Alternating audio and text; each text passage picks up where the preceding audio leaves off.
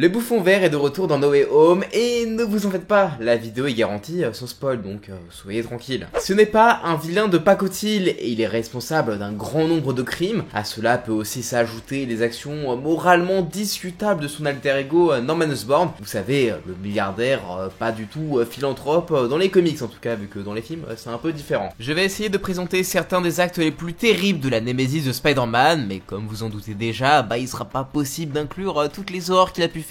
Après tout, en 57 ans de carrière, notre super vilain a fait énormément de monstruosités. Et d'ailleurs, on va prendre en compte les films et certains univers alternatifs, mais avant de commencer, sachez que la vidéo est sponsorisée par Isneo, qui est un des partenaires de la chaîne. C'est une plateforme de lecture en ligne spécialisée en bande dessinée, manga, comics, enfin bref, vous savez tout ça. Et tout est dématérialisé, du coup, ils sont à 30 à 50% moins chers. Et actuellement, je pense que c'est le bon moment pour commencer les comics Spider-Man, notamment après No Way Home. Du coup, je vais vous conseiller quelques comics. Alors, on va commencer par Je suis Spider-Man, qui retrace les plus grands moments de l'homme araignée, tout en vous apprenant pas mal de choses sur son histoire, avec pas mal de contexte éditorial, tout ça. Ensuite, je vous conseille Le Dernier Combat, qui a été écrit par l'auteur de Kick-Ass et Donald Logan, et Spider-Man fait face à une des semaines les plus stressantes de sa vie. Sa tante s'est fait kidnapper, et en plus, c'est un tout nouveau Venom qui est en ville, donc du coup, c'est chaud, il doit affronter pas mal de vilains. Enfin bref, c'est assez spectaculaire. Si vous êtes un minimum habitué aux comics et à l'histoire du tisseur,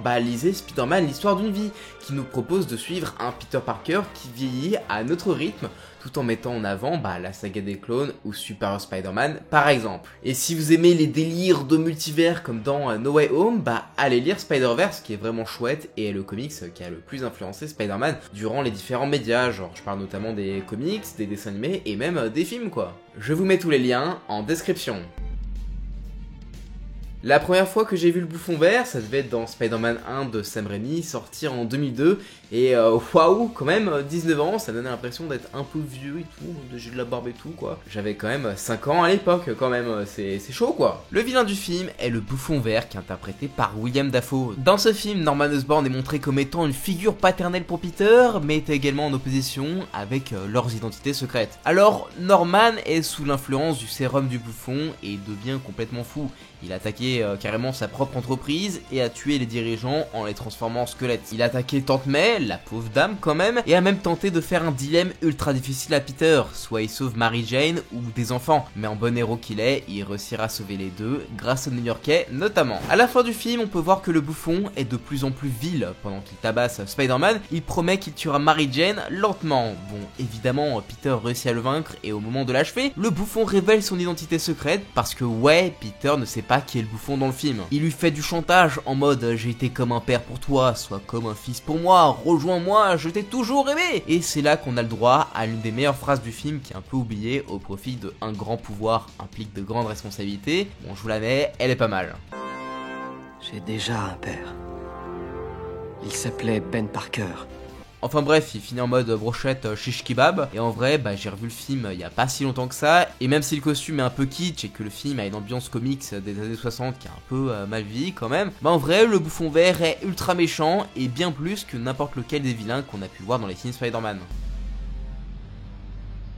Bien sûr, le bouffon vert et Spider-Man se sont souvent combattus, et donc ont échangé des coups pas franchement fair-play. Dans la saga The Goblin Hair, l'héritier du bouffon, Norman, dans sa folie, se persuade de faire de Peter son héritier. Pour parvenir à ses fins, le bouffon vert drogue notre héros à son insu. Il a notamment placé des hallucinogènes dans le dentifrice de Peter et a gravé des messages subliminaux dans les CD du jeune homme. Tout cela a rendu Spider-Man particulièrement influençable, et Norman en a profité pour capturer Spidey, l'emmener dans son manoir et enfin le torturer. Peter s'est fait électrocuter, enfermé dans une pièce sans lumière, passé à tabac, et Norman lui-même fait croire qu'il avait été enterré vivant. On n'a pas tous les détails de ces tortures, mais à la fin, le bouffon vert voulait faire boire le sérum du bouffon à Peter. Il a fallu toute la force de volonté du tisseur pour résister à ce traitement. Toutefois, malgré sa victoire, Peter gardera longtemps des séquelles de ces terribles tortures qui ont bien failli briser l'araignée.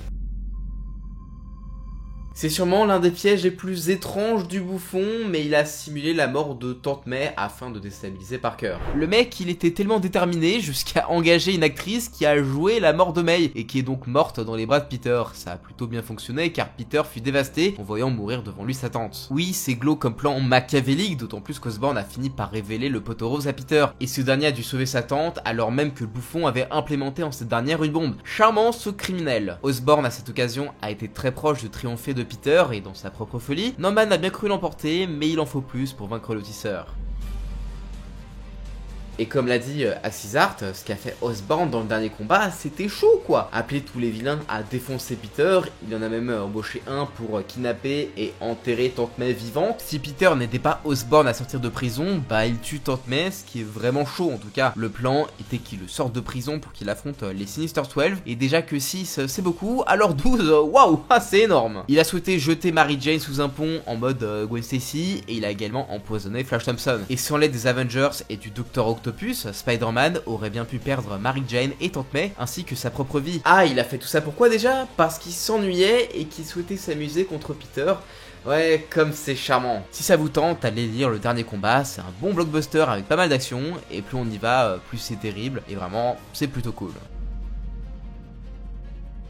Oui, le bouffon vert a tué plusieurs Spider-Man et je vais vous raconter ce qui s'est passé du coup. Je vais pas résumer toute la saga des clones, c'est long, compliqué et pas franchement intéressant. Mais à l'issue de cette dernière, il existe plusieurs clones de Peter. L'un d'entre eux, Ben Reilly, devient même Spider-Man pendant quelques temps avant que sous la pression des fans, Marvel opère un demi-tour et ramène Peter sur le devant de la scène. Et la dernière apparition du clone pendant très longtemps a eu lieu lors d'un affrontement entre Peter et Norman. Ces derniers se sont alors livrés un combat assez violent et sans masque. Or, le clone de Peter, Ben Reilly, intervient et est finalement tué par le bouffon vert. Enfin, plus précisément, le pauvre Ben finit empalé sur le planeur du bouffon. Notons que Ben a ainsi sauvé la vie de Peter en sacrifiant la sienne. Norman Osborn s'est également occupé des Peter Parker des Terres Ultimate. Je pense déjà au Peter Parker des comics qu'il a menacé, torturé psychologiquement. Il était en mode bah t'as été piqué par mon araignée, maintenant tu m'appartiens et si tu m'écoutes pas, je commence par ta tante et Mary Jane. Le bouffon vert finit par tuer Peter Parker et c'est même arrivé jusque dans Into the Spider-Verse où on voit le combat entre les deux qui met mal en point l'homme araignée. Et même si c'est le caïd qui a achevé Spider-Man, bah au vu de son état, c'était quand même mal barré.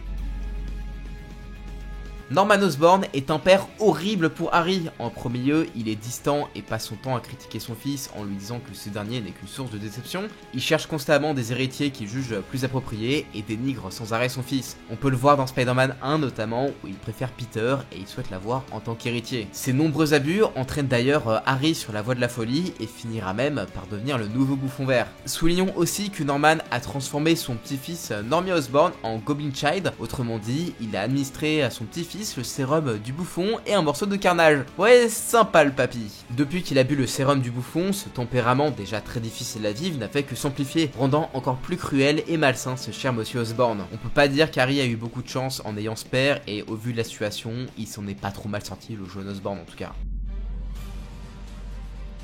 Vous pensez qu'avec Osborn, on avait atteint le fond? Eh bien, sachez qu'on peut toujours creuser encore plus. Après un accouchement difficile, on annonce à Mary Jane que l'enfant est mort-né. Mais en réalité, une fausse infirmière du nom d'Alison Mongrain a été payée par Norman pour enlever le bébé et partir avec en Europe. On ignore ce qu'il advient ensuite de l'enfant, mais on suppose qu'il a été tué. Mais on n'en a plus jamais entendu parler dans la continuité principale. Toutefois, dans un univers alternatif, la petite fille est retrouvée par Kane, un autre clone de Peter, et ramenée à ses parents qui l'appellent May. L'enfant grandit, obtient des pouvoirs puis devient Spider-Girl, une justicière défendant New York comme son père avant elle. Elle joue notamment un petit rôle au sein des différents crossovers Spider-Verse. Et personnellement, je préfère cette version.